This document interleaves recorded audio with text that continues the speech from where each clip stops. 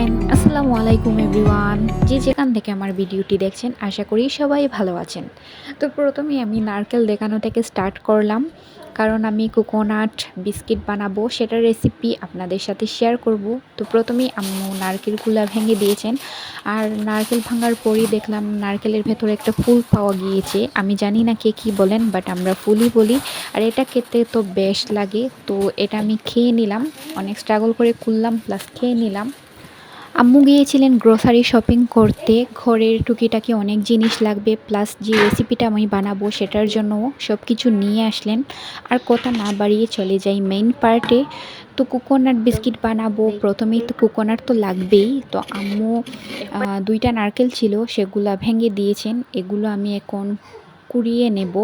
তো নারকেল কুড়াতে আমি বসে গেলাম, সব প্রসেসই একটা একটা করে আপনাদের সাথে শেয়ার করব। আই হোপ আপনাদের ভালো লাগবে।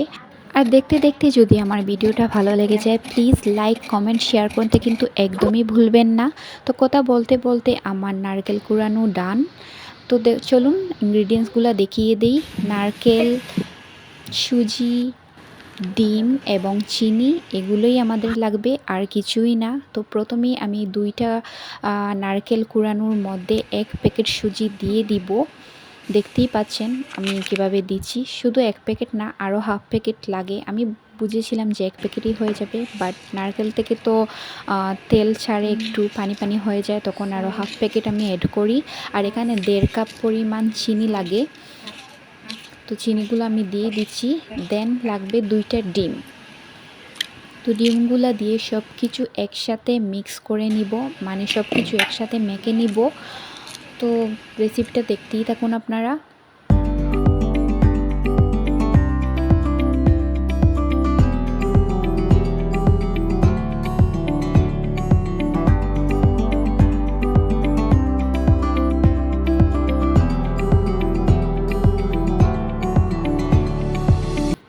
এই তো সবগুলো আমি একসাথে খুব মিক্স করে নিয়েছি। মিক্স করে দেখছি যে এই সুজির পরিমাণটা হয়নি, আরও আমার অ্যাড করা লাগবে। তো আমি আরও হাফ প্যাকেট সুজি অ্যাড করলাম, করে আবারও ভালো করে মিক্স করে আমি একটা র্যাপিং পেপার দিয়ে ঢেকে রেখে দিব প্রায় 10 থেকে 15 মিনিটের জন্য। তো ফিরে এলাম 10 মিনিট পর। 10 মিনিট পর হাতে একটু তেল মেখে, তেল না মাখলেও হবে, বাট তেল মেখলে হাতে লেগে যাবে না আর কি। তো হাতে একটু তেল মেখে বিস্কিটগুলো আপনি আপনার পছন্দ মতো শেপে করে নিতে পারেন। আমি এরকম গুল গুল লম্বা লম্বা করে আমি আমার পছন্দ মতো শেপে করে নিচ্ছি।